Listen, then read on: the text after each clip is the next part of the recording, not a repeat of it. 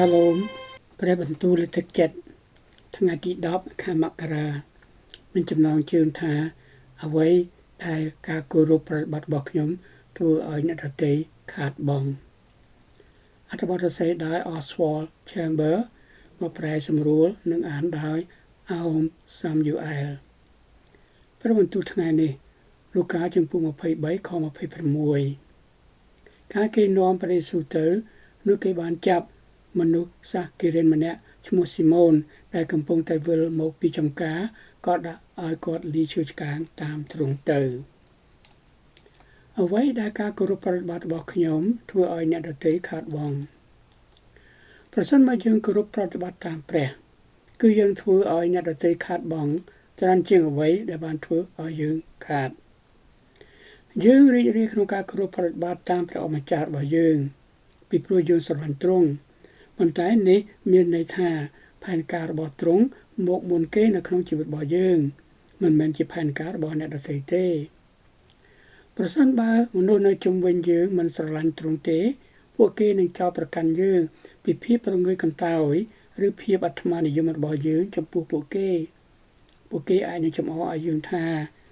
អ្នកហៅរឿងនេះថាជាសេចក្តីជំនឿរបស់គ្រីស្ទបរិស័ទឬមិនមែនជាភាពប្រងើយកន្តើយឬឯករាជ្យភាពដែលធ្វើឲ្យយើងធ្វើសកម្មភាពដោយដែលយើងធ្វើនោះទេយើងជាច្រើនប្រហែលជាចង់មានភាពឯករាជ្យរែកបន្ទុកនៃការគោរពប្រតិបត្តិរបស់យើងតែម្នាក់ឯងមិនសុំអ្វីពីអ្នកណាម្នាក់ឡើយ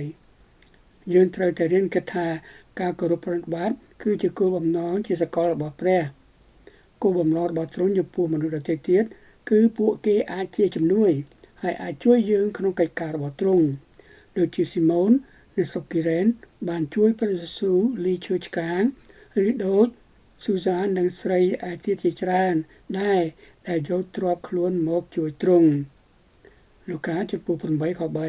3ការបដិសេធជំនួយបែបនេះគឺអនុញ្ញាតឲ្យមោទនភាពរបស់យើងឈ្នះលើបំណងសកលរបស់ព្រះតែយើងនៅតែស្មោះត្រង់នឹងព្រះហើយឆ្លងកាត់ភាពអាម៉ាស់ពីការពឹងផ្អែកលើអ្នកដទៃទេ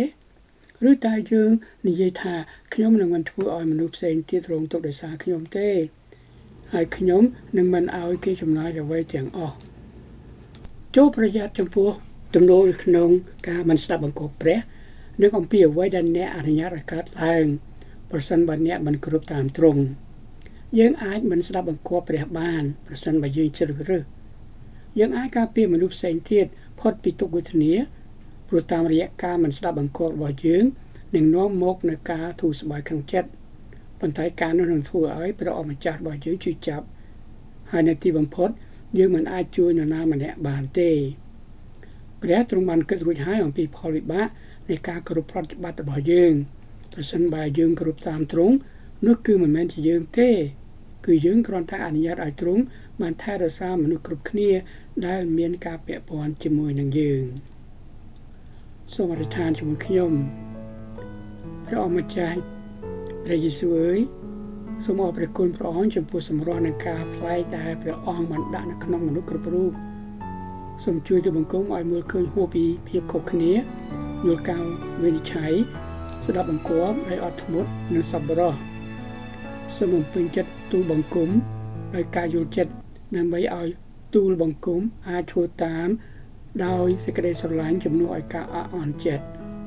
សូមឲ្យគំនិត